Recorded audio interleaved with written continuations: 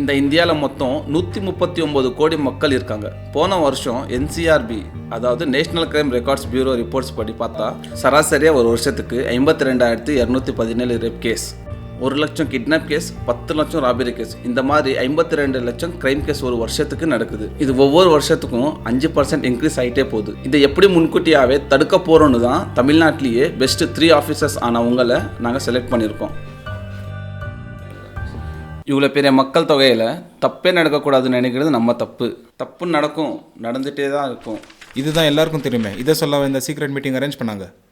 இத்தனை தப்பும் ஏன் நடக்குதுன்னா வேற என்ன, பிடிச்சி ஜெயிலில் தானே போட போகிறாங்கன்னு சின்ன பயம், காசு கொடுத்தா எப்படியாச்சும் வெளியே வந்துடலாம்னு ஒரு பெரிய தைரியம். அந்த ஒரு குட்டி பயத்தை எப்படி பெருசாக மாற்ற போகிறோன்னு தான் இந்த மீட்டிங். எப்படி சட்டத்தை மாற்ற சொல்கிறீங்களா?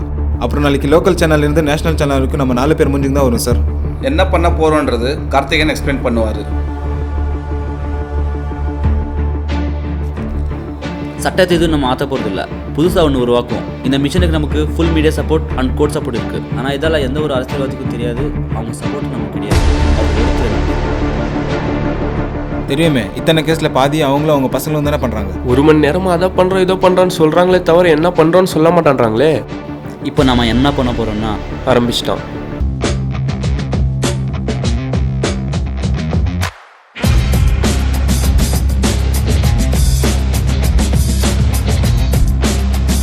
ஒவ்வொருத்தனும் தப்பு பண்ணுறப்போ ஒரு குட்டி பயம் இருக்கும்.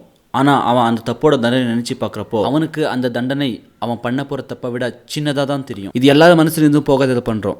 நமக்கு வேறு ஆப்ஷன் இல்லை. நம்மளோட ஹையர் ஆஃபீஸர்ஸ் நம்மளை நம்பி ஒரு பெரிய பொறுப்பு நம்ம கொடுத்துருக்காங்க. ஸோ இதை நம்ம பண்ணியாகணும். ஓகே, இது நம்ம டிபார்ட்மெண்ட் ஆளுங்களுக்கே தெரியாமல் இருக்க தான் உங்களை எல்லாம் அப்படியே வர சொன்னோம். இந்த ஐடியா நிறைய சேஞ்சஸ் கொண்டு வர நினைக்கிறேன், பொறுத்திருந்து பார்ப்போம்.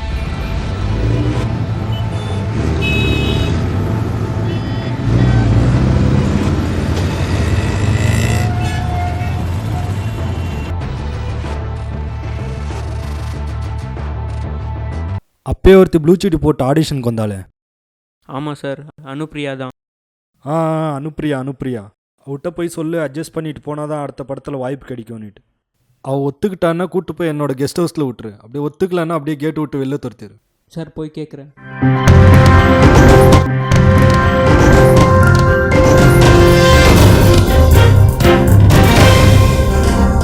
காவல்துறையின் அதிரடி முடிவு. இளம்பெண்ணை கற்பழித்த வாலிபருக்கு காவல்துறை கொடுக்கும் அதிகபட்ச தண்டனை இதோ உங்கள் பார்வைக்கு.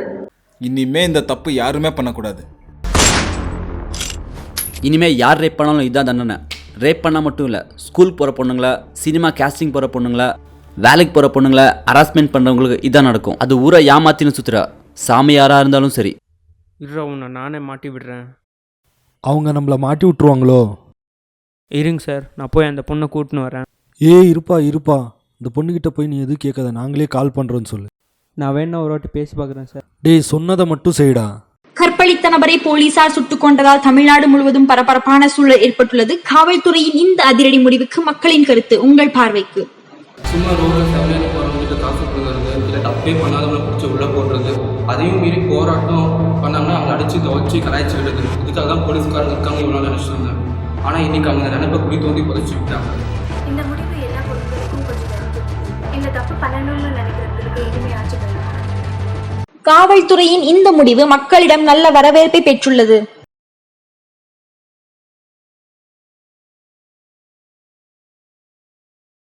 சாமி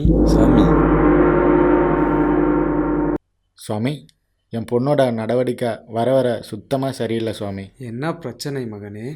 என் பொண்ணு வேறு ஜாதிக்கார பையனை லவ் பண்ணுறா சுவாமி. எதுக்கு எடுத்தாலும் கத்திட்டே இருக்கா.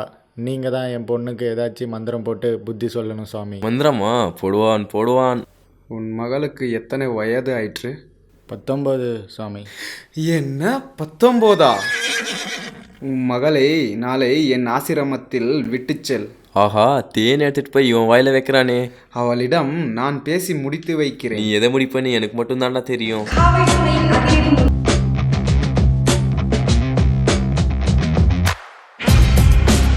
அது ஊரை ஏமாத்தின்னு சுற்றுற சாமி யாராக இருந்தாலும் சரி. உன்னதாயா சொல்கிறாங்க.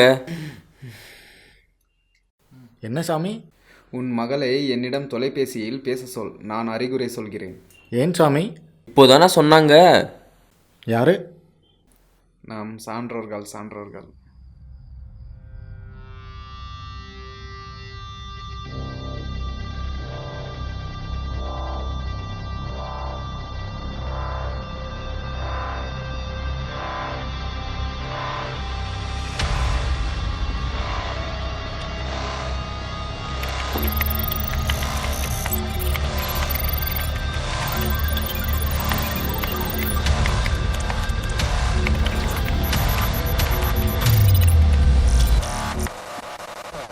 ஆச்சாடா ஒத்தா இருறா.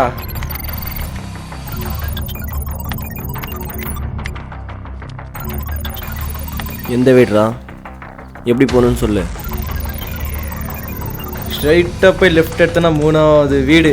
அந்த வீட்டில் தான் யாருமே இல்லை. சைலண்ட்டாக போய் இருக்கிறதுல அப்படியே தூக்கிட்டு வந்துடு. தப்பு பண்ணுறவங்களுக்கெல்லாம் போலீஸ் ஏதோ புதுசாக ரூல்ஸ் போட்டிருக்காங்களாமே. அது நம்ம பிரான்ச்சுக்கு இல்லை, ரேப் பண்ணுறவங்களுக்கு மட்டும். அதுதானே, அவங்களுக்கு கவர்மெண்ட் கொடுக்குற சம்பளத்தை விட நம்ம பிரான்ச்சில் இருந்தாண்டு அதிகமாக போகுது. அப்படி இருக்கும்போது நம்ம பக்கம் எப்படி தலை வைப்பாங்க?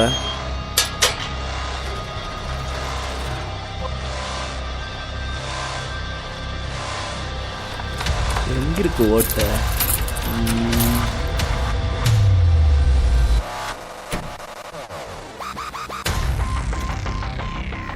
8 பவுன் தேரும் போல. என்ன இது?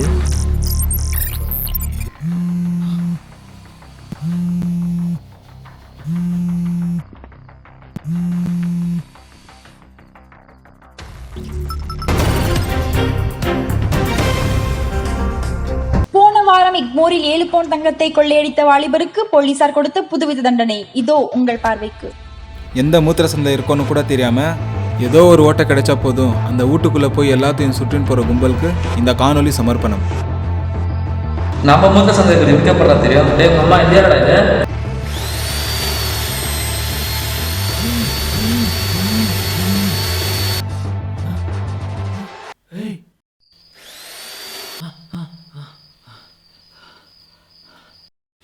இனிமே இந்த தமிழ்நாட்டில் எந்த மூலையில திருடுத்தனம் பண்ணி மாட்டிக்கிட்டேன்னு வை, அவனுக்கும் இதுதான் நிலைமை.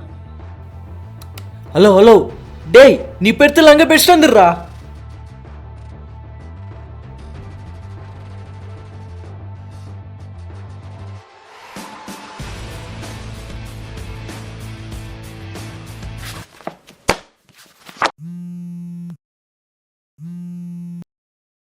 உங்கள் ஆஃபீஸ்க்கு நோட்டீஸ் அனுப்பியிருக்கோம் சார். நீங்கள் 4 பேரும் நாளைக்கு காலைல 10 மணிக்கு ஹியூமன் ரைட்ஸ் கமிஷன் ஆஃபீஸ்க்கு என்கொயரிக்கு வரணும். வந்துடுறோம்.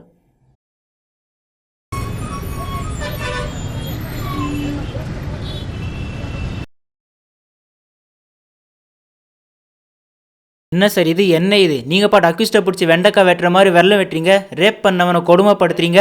அப்போ எதுக்குன்னு ஒரு கோர்ட்டுன்னு லான் எதுக்கு இருக்குது? இப்படி பண்ண உங்களுக்கு யார் அதிகாரம் கொடுத்தாங்க? நான் சொல்கிறது கொஞ்சம் கேளுங்க சார். பண்ணுறதெல்லாம் பண்ணிவிட்டு என்னத்தை கேட்க சொல்கிறீங்க? என்னதான் சொல்கிறாங்கன்னு ஃபஸ்ட்டு அதை கேட்போம். நிறைய தப்பு நடக்கிறது அதுக்கான தண்டனை கம்மியான்றதுனால தான். ஸோ இன்றைக்கி நம்ம ஒரு ஃபேக் வீடியோ க்ரியேட் பண்ண போகிறோம். என்ன ஃபேக் வீடியோவா? அது எந்த மாதிரினா, நம்ம ஆளை ஒருத்தரை நாமளே செட் பண்ணி அவன் ரேப் பண்ணியிருக்கான்னு சொல்லி அவனுக்கு புதுசாக ஒரு பனிஷ்மெண்ட் கொடுக்க போகிறோம். இனிமேல் இந்த தப்பு பண்ணால் அதுக்கான தண்டனை இதுதான்னு சொல்கிறோம். இந்த மாதிரி ஒவ்வொரு பெரிய தப்புக்கும் ஒரு வீடியோவாக பண்ணி நியூஸ் சேனலில் டெலிகாஸ்ட் பண்ண போகிறோம். நாளைக்கு சாயந்தரம் 6 மணிக்கு முதல் வீடியோவை சேனலுக்கு கொடுக்க போகிறோம். என்ன டிவியில் டெலிகாஸ்ட் பண்ணுறோமா? இது எப்படி இருக்குன்னா 1000 கோடி ரூபாயை தமிழ்நாடு அரசியல்வாதிகளுக்கு கொடுத்து இதை எடுத்துன்னு போய் மக்களுக்கு சேர்த்துன்னு சொல்கிற மாதிரி இருக்குது. அதனால தான் முன்கூட்டியே முக்கியமான சேனல்ஸ் இவக்கிட்ட குமார் பேசிட்டாரு. அவங்க சொன்னதை நீங்களே கேளுங்க. நாட்டுக்கு நல்லது பண்ணுறது எங்களுக்கு ஒரு சின்ன பங்கு நடிச்சு பெருமை. வெளியே இந்த உண்மையை யாருமே சொல்லாமல் பார்த்துக்கணும். நம்மளால் டிவியில் காட்டுறப்ப அவன் மூஞ்சி தெரிஞ்ச அவன் லைஃபே பாதிக்குமே. அவர் மூஞ்சி பிளர் பண்ணி தான் காட்ட போகிறோம். இப்படி பண்ணுறதுனால இதை பார்த்து தப்பு பண்ணுறவங்க எல்லாம் பயந்து திருந்திடுவாங்கன்னு நினைக்கிறீங்களா? எல்லாரும் இதை பார்த்து பயப்பட்டு திருந்திடுவாங்களான்னு தெரியாது. 3ல் 1% குறையும் நம்புகிறேன். அப்போ அது நீங்கள் மக்கள் விழிப்புணர்வுக்காக பண்ண ஃபேக் வீடியோன்னு விரல் வெட்டதெல்லாம் எப்படி பண்ணீங்க? டெக்னாலஜி எங்கேயோ போய்ட்டுருக்கு. இதெல்லாம் கம்ப்யூட்டர் கிராஃபிக்ஸில் பண்ணு. இதை முன்கூட்டியே எங்ககிட்ட சொல்லியிருந்தா நல்லா இருந்திருக்கும். இது ஃபேக் வீடியோ வெளியே யாருக்கும் தெரிய வேணாம் சார். யா ஷோர். ஜவீத், நீங்களும் வெளியே யாருக்கும் சொல்லாதீங்க. உங்களோட பிளான் எந்த அளவுக்கு ஒர்க் அவுட் ஆயிருக்குன்னு பார்ப்போம். அர்ஜுன், தமிழ்நாட்டில் 2 நாள் முன்னாடி ராபரி கேஸு, ரேப் கேஸு எத்தனை ஃபைல் இருக்குன்னு கொஞ்சம் சொல்லுங்கள். ஒரு நிமிஷம் சார். 34 rape case and 174 robbery case. நேற்று எவ்வளோ கேஸ்னு செக் பண்ணுங்கள். 6 ரேப் கேஸ், 47 ராபரி கேஸ். அதாவது முந்தைய நாளை விட 5ல் 4% கம்மியாக இருக்குது. இது வரைக்கும் யாருமே பண்ணாதது பண்ணியிருக்காங்க சார். எங்கள் சப்போர்ட் உங்களுக்கு எப்போவுமே இருக்கும். நீங்கள் சொன்ன கோர்ட்டில் எல்லாம் 80 வருஷமாக இருக்குது. ஆனால் குற்றங்கள் நடந்துகிட்டே தானே இருக்குது. அந்த குற்றங்களை கட்டுப்படுத்துறது எங்களோட கடமை sir. You can leave now. Thank you sir.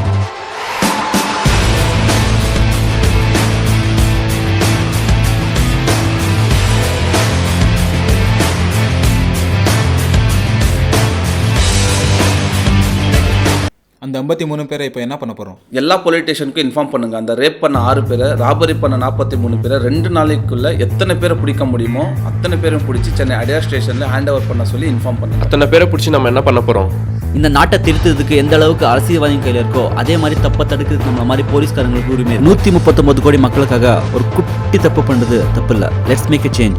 கற்பழித்த 6 நபர்களையும் கொள்ளையடித்த 47 நபர்களையும் போலீசார் சுட்டுக் கொன்றதால் இந்தியா முழுவதும் பரபரப்பான சூழல் ஏற்பட்டுள்ளது.